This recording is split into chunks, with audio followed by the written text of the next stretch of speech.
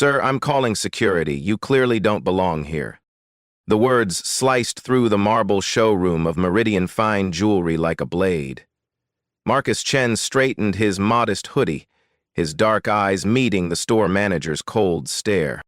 12 customers turned to watch. Phones emerged from purses. The Saturday afternoon rush had just found its entertainment. "This isn't a pawn shop," Jennifer Walsh announced, her designer suit immaculate against the gleaming display cases. "These pieces start at $50,000. Marcus nodded calmly. "I understand. I'd still like to see the Cartier collection." "Security!" Walsh's voice echoed off the crystal chandeliers. "Have you ever been judged so harshly that strangers joined your humiliation?" What Marcus did next didn't just change his day, it transformed an entire system. This is one of those real-life stories that proves why Black stories matter. The touching stories that reveal hidden power in the most unexpected moments. Walsh crossed her arms, taking a deliberate step backward. Her stage whisper carried perfectly across the showroom. "Sarah, call building security. This gentleman seems confused about our clientele." The young associate behind the counter fumbled with the phone, her eyes darting between Marcus and her manager. "Are you sure? He hasn't done anything." "Now, Sarah?" Marcus remained centered, checking his watch. 10 minutes past 4. His flight to New York didn't leave until 8, but he'd promised his daughter he'd pick up her graduation gift today. The custom Cartier bracelet had been ready for a week. "Sir, are you sure you're in the right place?" Walsh's voice carried that particular tone, the one that made assumptions about credit limits and belonging. An elderly woman near the diamond rings looked up sharply. 2 younger women by the window had already pulled out their phones, cameras aimed at the unfolding scene. "I'm exactly where I need to be," Marcus replied, his voice steady. He pulled a small leather notebook from his jacket pocket, jotting down Walsh's name from her gold badge. The timestamp, 4:11 p.m. The store's promotional display counted down in bright red numbers. Spring sale ends in 10:47, 10:46, 10:45. "Do you have an appointment?" Walsh pressed. "Our consultation fees start at $200. I wasn't aware browsing required an appointment. For our premium collections, yes." Walsh's assistant manager appeared from the back office, a thin man in his 30s who immediately positioned himself behind her. "These aren't costume jewelry pieces." Marcus glimpsed his first-class boarding pass in his jacket pocket. LAX to JFK, seat 2A.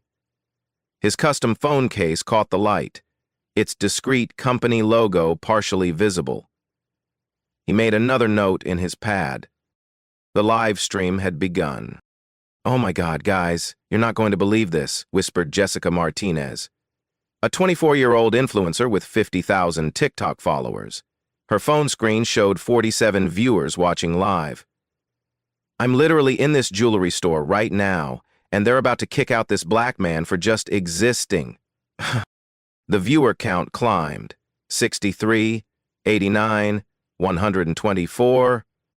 Comments flooded the screen. "This is disgusting. What store is this? Get their names. Sue them." Walsh's assistant manager leaned closer. "Maybe we should handle this more quietly?" "No," Walsh hissed. "I won't be intimidated in my own store." "Sir, I'm going to need you to leave immediately." The security guard arrived, a professional in his 50s who'd worked luxury retail for decades. He assessed the situation with experienced eyes, noting Marcus's calm demeanor, the growing crowd of witnesses, and Walsh's aggressive posture. "Ma'am, what seems to be the problem?" "This gentleman is refusing to leave after being told he doesn't have an appointment." The guard looked at Marcus. "Sir, do you need assistance with anything?" "I'd like to purchase a bracelet for my daughter's graduation. I called ahead on Tuesday. The piece should be ready." "You called ahead?" The guard's eyebrows raised slightly. Walsh's face flushed. I have no record of any call. Marcus showed his phone's call log. Tuesday, 2:17 p.m. Spoke with someone named David about a custom Cartier piece. Order number C7399. Sarah, the young associate, suddenly looked uncomfortable. Jennifer? I think I remember that call. David was at lunch, so I... Sarah, go check inventory. Walsh cut her off sharply. The live stream viewer count hit 200. Jessica adjusted her angle, whispering to her audience. The energy in here is so toxic right now. This man is being so polite, and they're treating him like a criminal. An elderly woman approached Marcus. Excuse me, but I've been shopping here for 20 years. This is absolutely disgraceful. She turned to Walsh. Young lady, you should be ashamed of yourself. Ma'am, please stay out of this. I will not stay out of it. This is discrimination, plain and simple. More customers began choosing sides. A middle-aged couple near the watches shook their heads in disgust. Two women by the engagement rings whispered their disapproval. But not everyone supported Marcus. A man in an expensive suit nodded approvingly at Walsh's caution. Better safe than sorry, he muttered to his companion. Walsh sensed the shifting mood and doubled down. I'm calling my district supervisor. We have protocols for situations like this. She dialed quickly, speaking loud enough for everyone to hear. Yes, Mr. Peterson? This is Jennifer at Beverly Hills. I have a situation that requires your immediate attention. The phone conversation was brief but pointed. Walsh described a suspicious individual who was becoming aggressive and refusing to leave the premises. Marcus continued taking notes. Store layout, staff positions, witness names when he could catch them, the security camera locations, everything documented with timestamps. 10 minutes, he said quietly to himself. That's all I need. The countdown display showed 9:32, 9:31, 9:30. Jessica's live stream now had 347 viewers. The comments were coming too fast to read. Boycott, viral this. Where is this store? Document everything. Sarah returned from the back, her face pale. Jennifer, I found the order. It's definitely here. Custom Cartier tennis bracelet, 18-karat white gold, paid in full. Walsh's confident expression flickered for just a moment. That's impossible. I would have been notified of any custom orders. It was processed through corporate directly, Sarah said quietly. The payment, it was substantial. The display cases gleamed under the crystal chandeliers. The countdown clock ticked away. The cameras kept rolling. And Marcus Chen smiled. The district supervisor's video call appeared on Walsh's tablet within minutes. Richard Peterson, a stern man in his late 50s, frowned from his office screen. Jennifer explained the situation. Walsh positioned the tablet so Peterson could see Marcus. This individual entered without an appointment, became belligerent when asked to leave, and is now claiming he has an order that I have no record of. Peterson studied Marcus through the screen. Something in the man's posture, his calm confidence, triggered a memory, but he couldn't place it. Sir, can you provide proof of purchase? Marcus reached into his jacket. The movement caused Walsh to step back dramatically, as if he might be reaching for a weapon. Easy, she warned. He pulled out his phone, scrolling to his email confirmations. Order confirmation. C7749. Payment confirmation and correspondence with your design team. Peterson squinted at the screen. I can't read those from here. Jennifer, can you verify the order number? Sarah held up the paperwork. It's legitimate, Mr. Peterson. The order exists. Payment was processed Tuesday at 2:43 p.m. for $87,500, 0 cents. $87,000. The amount hung in the air like a revelation. Several customers gasped audibly. Even Walsh's confident expression wavered. That's impossible. she stammered. I process all large orders personally. Actually, Sarah said quietly, this one was flagged for direct corporate processing. It bypassed local management approval. Peterson's frown deepened. What's the customer's name on the order? M. Chen. Sarah read. Payment method was Corporate American Express Black Card. Jessica's live stream had exploded to over 800 viewers. The comments were a waterfall of outrage and support. 87,000! She's about to get fired. This is about to be legendary. The countdown clock showed 8:20, 8:19, 8:18. Walsh's assistant manager whispered urgently in her ear. Maybe we should de-escalate this. No, Walsh snapped. Anyone can fake emails. I want to see actual payment confirmation from our system. Marcus checked his watch again. I understand your caution. Would you like me to call your corporate office directly? That won't be necessary, Peterson interjected from the screen. Jennifer, pull up order C7749 in our system right now. Walsh's fingers flew across her computer keyboard. Her face went white. It's here. But this doesn't make sense. Why wasn't I notified? Because, Sarah said carefully, it was flagged as VIP corporate. Those notifications go directly to district and regional management. Peterson was studying Marcus more intently now. Sir, I apologize for any confusion. Could you provide additional identification? Marcus smiled slightly. Of course. He reached for his wallet, but then paused. Actually, would it be easier if I just made a quick phone call? To whom? Walsh demanded. Someone who can clear this up immediately. The security guard had been watching the entire exchange. His decades of experience told him this was about to take an unexpected turn. He'd seen this before. The calm customer, who seemed to have more authority than they initially revealed. Jessica angled her phone to capture Marcus dialing. Her viewer count had broken 1,000. Guys, he's making a call. This is about to get so crazy. Marcus put the phone on speaker, the volume just loud enough for nearby customers to hear. This is Marcus.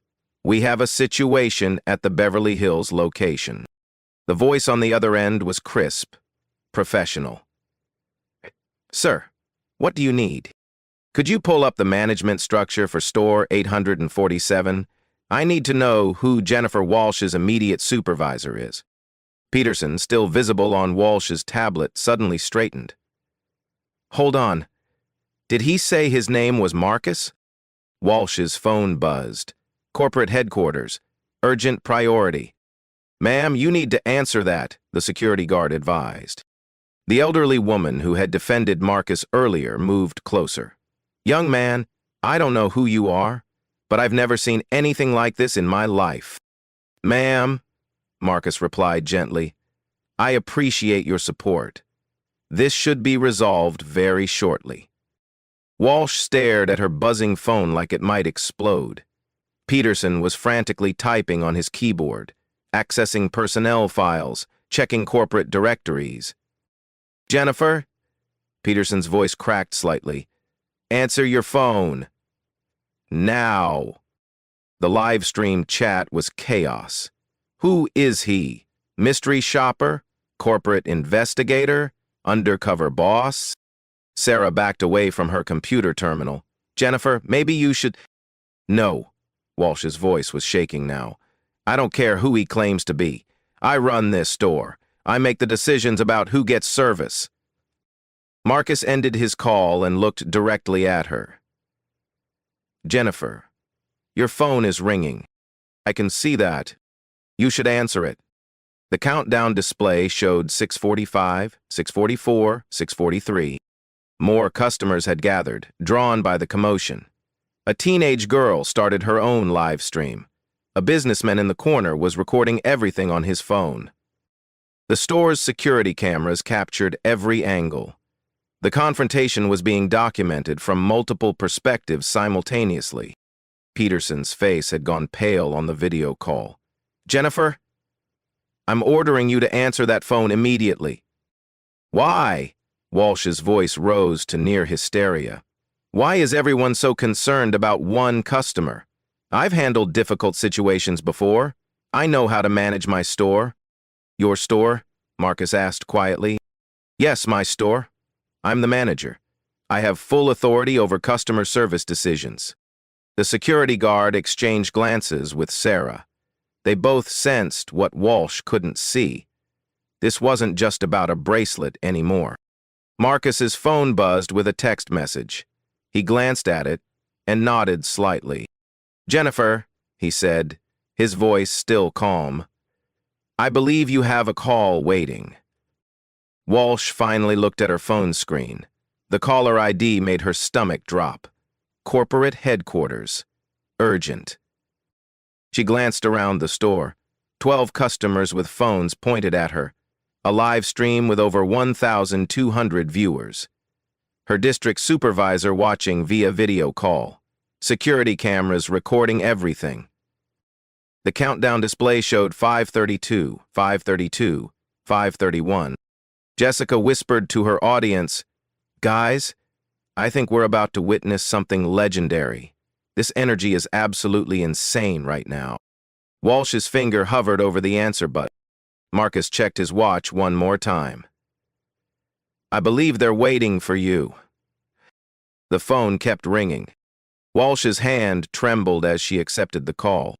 This is Jennifer Walsh, Beverly Hills location. The voice on the other end was sharp, authoritative. Miss Walsh, this is Patricia Morrison, Senior Vice President of Operations. I need you to put Mr. Chen on the line, immediately. The blood drained from Walsh's face. Peterson's mouth fell open on the video screen. Sarah gripped the edge of the counter. Ozing, I don't understand, Walsh whispered. You don't understand what, Ms. Walsh? Put Marcus Chen on the phone, now. Every customer in the store heard the order. The live stream chat exploded. Marcus Chen? Who's Marcus Chen? Google him now. Jessica was frantically typing on her second phone while keeping the live stream running. Guys, I'm looking him up right now. Marcus Chen. Oh my God. Oh my God. Marcus stepped forward calmly. I'll take that call, Jennifer. She handed him the phone with shaking fingers. Patricia, this is Marcus. Sir, I am so sorry. I just received word about the situation. Are you all right? I'm fine. Though I think we need to discuss some immediate policy changes. Absolutely, sir. Whatever you need. The elderly woman leaned closer to Jessica. Who is Marcus Chen? Jessica's voice was barely a whisper. He's the founder. He owns the company. He's the CEO of Meridian Fine Jewelry. The words rippled through the crowd like a shockwave. Peterson, still on video call, was pulling up corporate files with shaking fingers. The organizational chart filled his screen. At the very top, Marcus Chen, Chairman and Chief Executive Officer.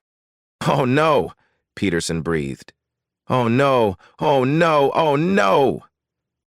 Marcus continued his phone conversation, still calm, still measured. Patricia, I need you to conference in legal. We have some immediate issues to address. Of course, Mr. Chen. Patching them through now. Walsh stared at Marcus like he was a ghost. You're the owner.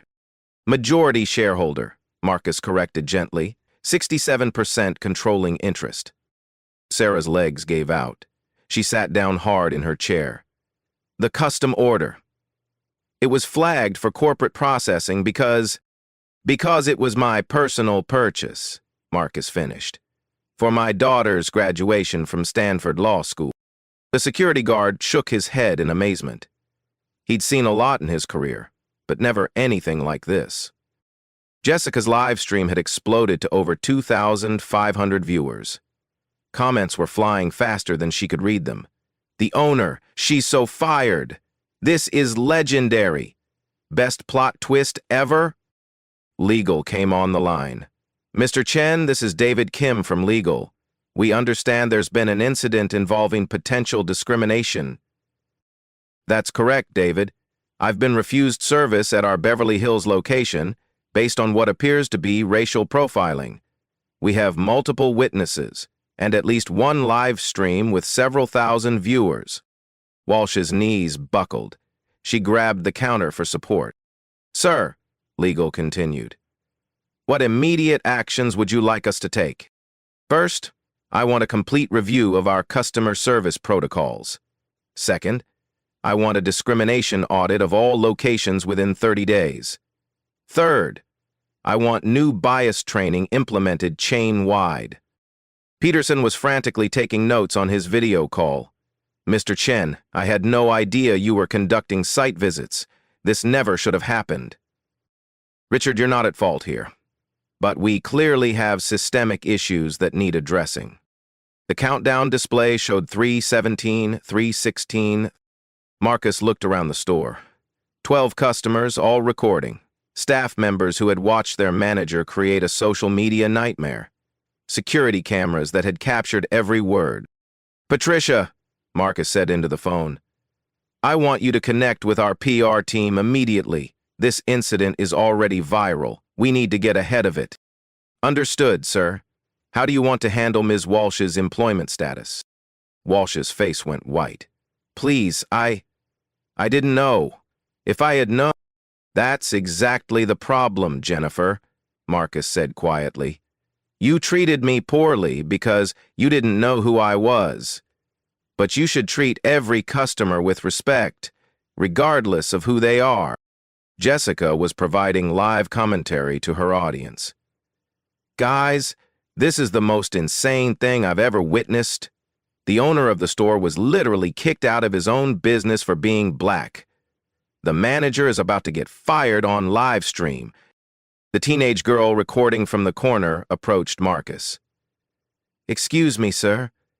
I'm so sorry this happened to you. I recorded everything.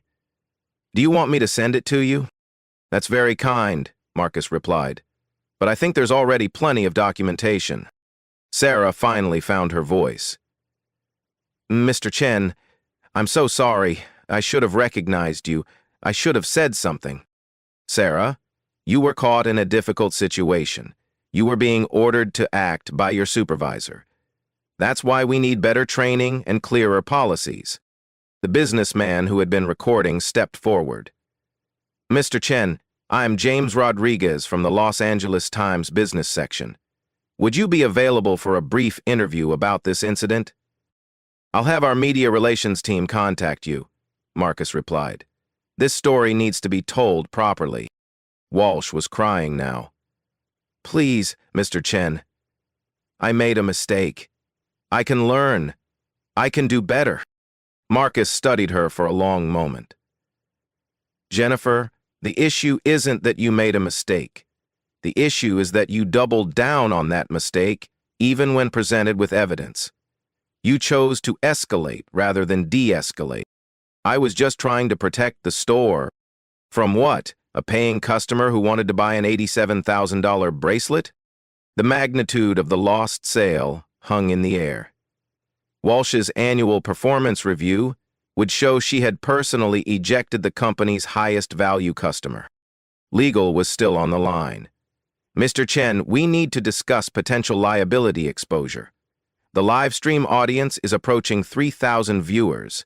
This is significant public relations damage. David, I want to turn this into a teaching moment rather than a lawsuit. Can we draft a comprehensive response that addresses systemic change? Absolutely, sir. We'll have something for your review within the hour. Peterson leaned closer to his video camera. Mr. Chen, what would you like me to do about the Beverly Hills location management? Marcus looked at Walsh, who was still crying. Then at Sarah, who looked terrified. Then at the security guard, who had maintained professionalism throughout the incident. Richard, we'll discuss staffing changes privately, but I want immediate interim management put in place while we conduct a thorough review. The countdown display showed 143, 142, 141. Marcus walked to the Cartier display case.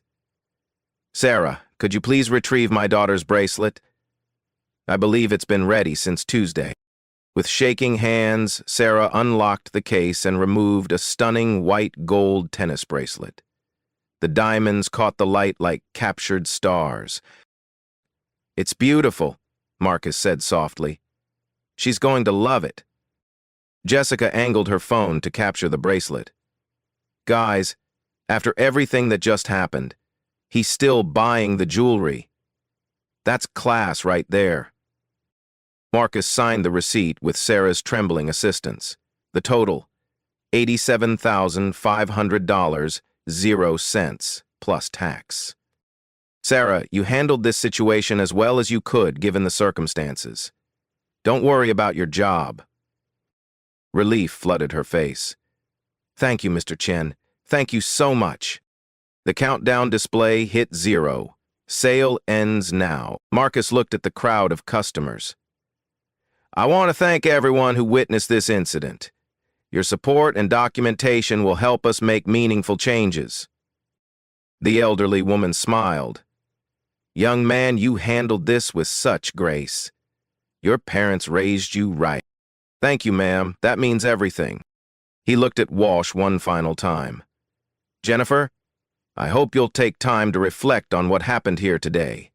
Real leadership means lifting people up, not tearing them down." Then Marcus Chen, with his daughter's graduation gift in hand, walked calmly out of his own jewelry store. The live stream was still running. The cameras were still recording.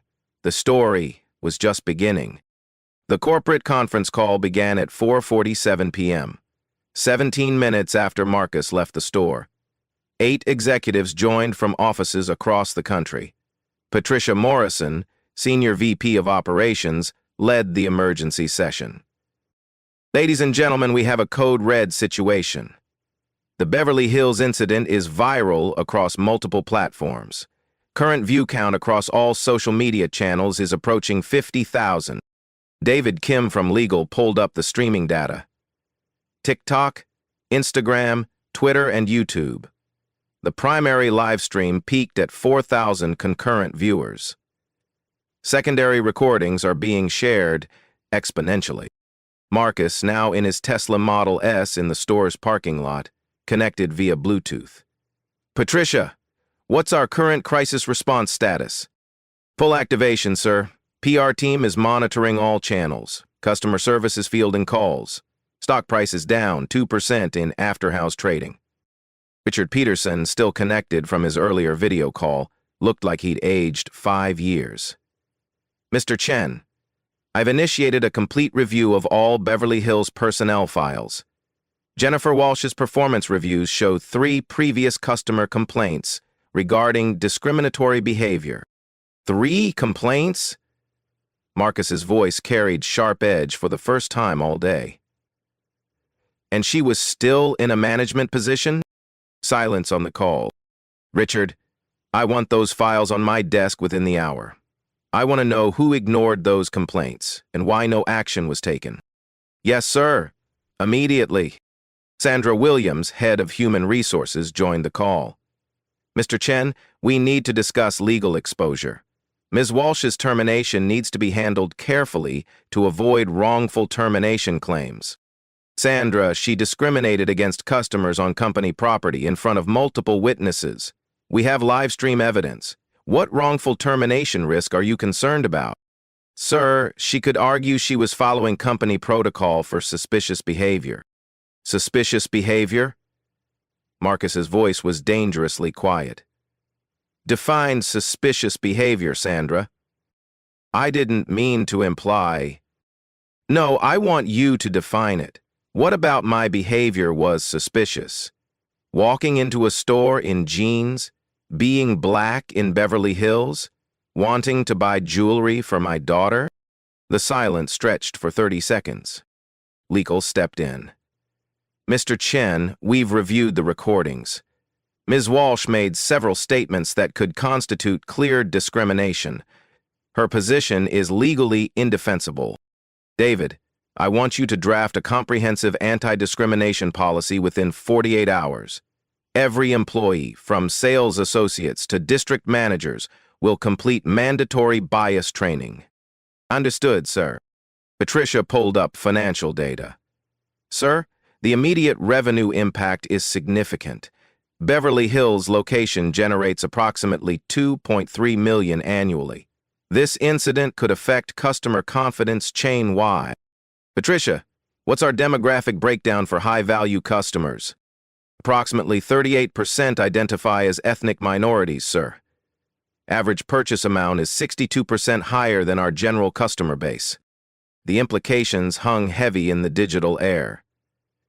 Losing minority customers would devastate profit margins. Marketing Director James Patterson connected from Los Angeles. Mr. Chen, we're seeing massive social media engagement. The hashtag #DignityFirst is trending nationally. We have an opportunity to control this narrative. James, I don't want to control anything. I want to fix the underlying problem.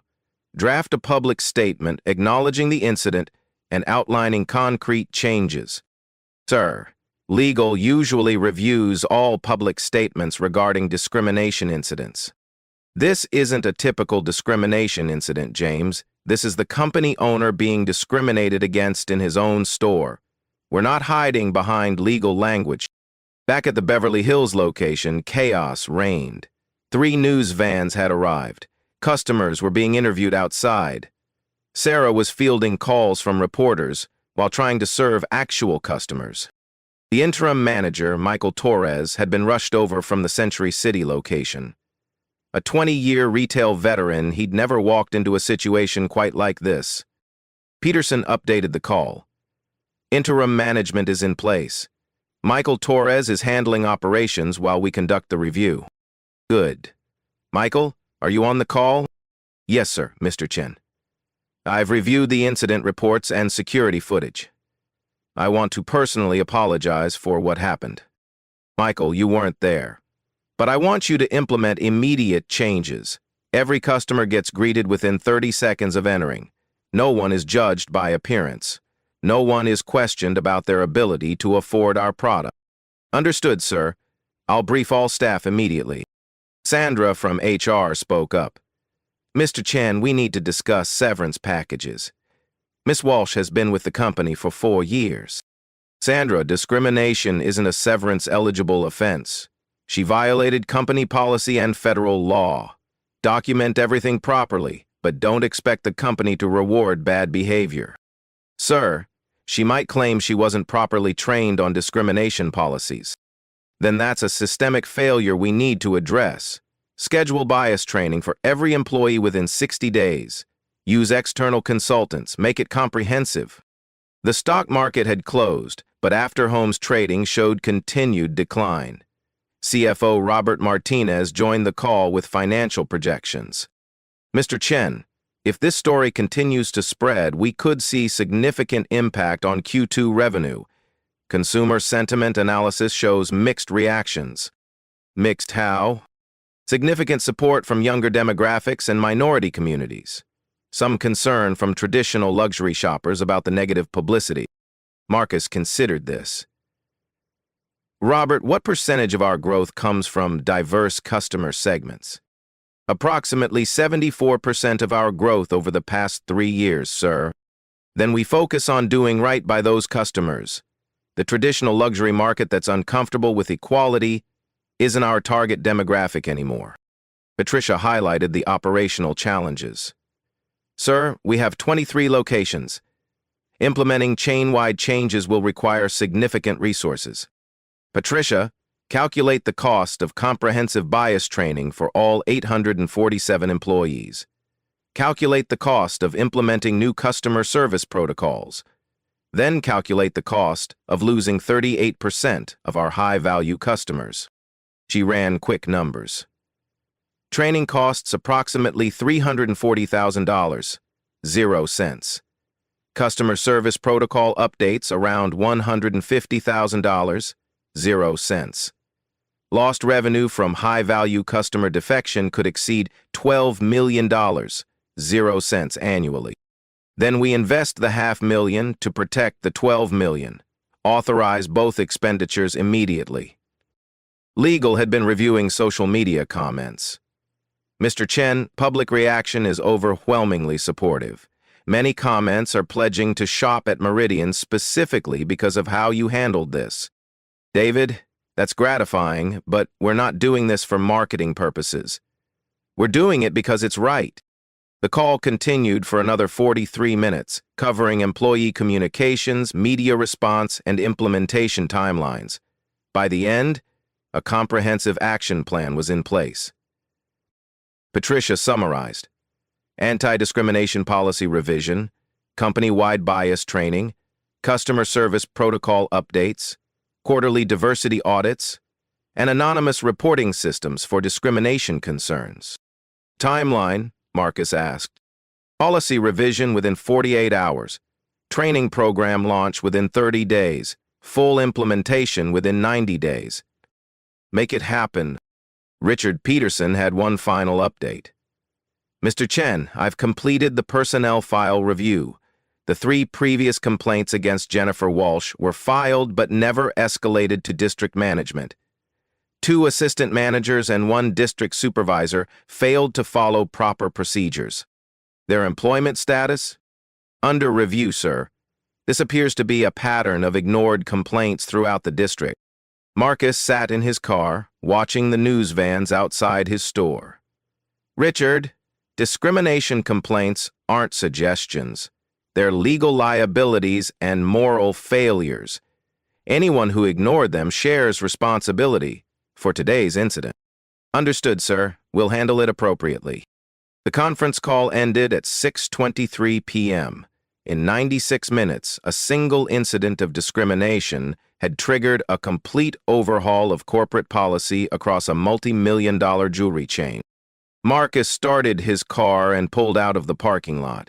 In his passenger seat sat a small velvet box containing his daughter's graduation gift, a $87,500 0-cents bracelet that had cost his company far more than its purchase price. But some lessons, he reflected, were worth every penny. 6 weeks later, the transformation was measurable. Jennifer Walsh's termination had been swift and final. Her attempts to appeal the decision failed when HR presented the documented pattern of complaints and the overwhelming video evidence. She'd found work at a small boutique in Pasadena, keeping a low profile and declining all media requests. The Beverly Hills location had become Meridian's highest-performing store. Revenue increased 34% month-over-month, driven by customers who specifically sought out the business after the viral incident. Sarah Martinez, the young associate who'd tried to de-escalate the situation, received a promotion to assistant manager and a $5,000 0-cents performance bonus. She now led the customer service training program for new hires. Michael Torres, the interim manager, accepted a permanent position after successfully implementing all policy changes. Customer satisfaction scores at his location reached company record levels. The Dignity First initiative launched company-wide on a Tuesday morning in June. All 847 employees participated in mandatory unconscious bias training conducted by Dr. Amara Okafor, a renowned diversity consultant from UCLA. The training wasn't generic corporate sensitivity programming. It used real scenarios, including footage from the Beverly Hills incident, to demonstrate how unconscious bias affected customer service. Employees learned to recognize their assumptions and respond professionally to every customer. Marcus insisted on attending every training session himself, not as the CEO making a corporate appearance, but as a participant, sharing his own experience with discrimination. At the Century City location, he told a room of 23 employees, "That day in Beverly Hills wasn't unique. It was just the first time it happened to someone with the power to change the system." The story resonated. Employees shared their own experiences with bias, both as witnesses and targets. The conversations were uncomfortable, but necessary. Technology played a crucial role in sustaining the changes. Meridian implemented an AI-powered feedback system that analyzed customer service interactions for potential bias indicators. The system monitored greeting times, service duration, and language patterns across all customer demographics. Within the first month, the system flagged 12 interactions requiring additional training. No one was fired, but coaching was provided immediately. Anonymous reporting increased 400%. Employees felt safe reporting concerns about discrimination, knowing the system would respond promptly and fairly. The quarterly diversity audits revealed significant insights. High-value customers from minority communities increased their spending by an average of 23% after the policy changes. Exit interviews with former customers showed that many had avoided luxury retailers due to past discrimination experiences. Marcus received hundreds of emails from customers sharing their own stories. A retired professor from Atlanta wrote, "I've been treated poorly in high-end stores my entire life. Reading about your experience and seeing your response gives me hope that things can actually change." A young lawyer from Chicago shared, "I watched the video with my daughter. She asked why the lady was mean to you. I told her that sometimes people make mistakes, but the important thing is how we choose to fix them." The financial impact exceeded projections. Meridian's stock price recovered within 2 weeks and reached an all-time high by the end of the quarter. Analysts attributed the growth to improved brand reputation and expanded customer base. Harvard Business School requested permission to use the incident as a case study in their MBA program.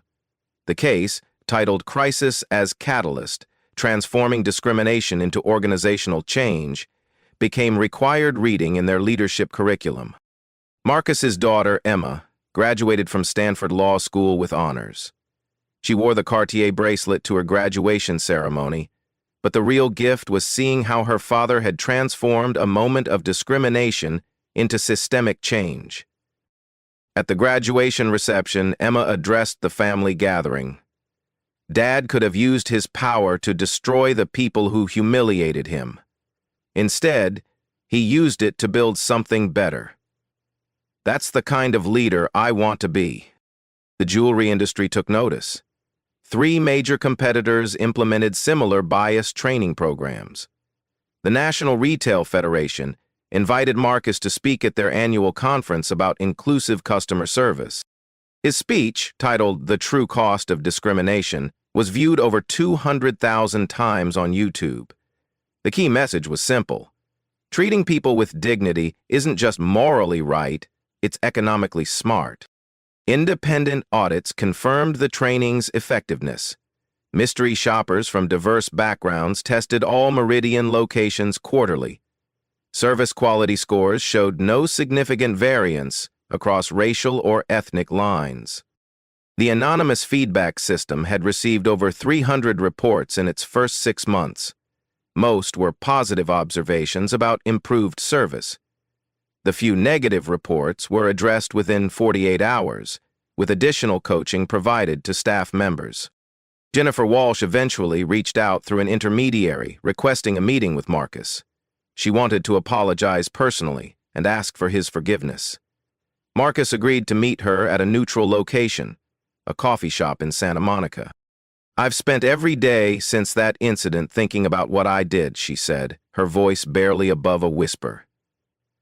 "I destroyed my career, embarrassed my family, and hurt an innocent person.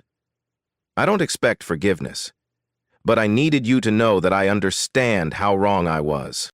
Marcus listened without interruption. Then he said, "Jennifer, recognizing the harm is the first step toward growth. I hope you'll use this experience to become a better person." She nodded, tears in her eyes.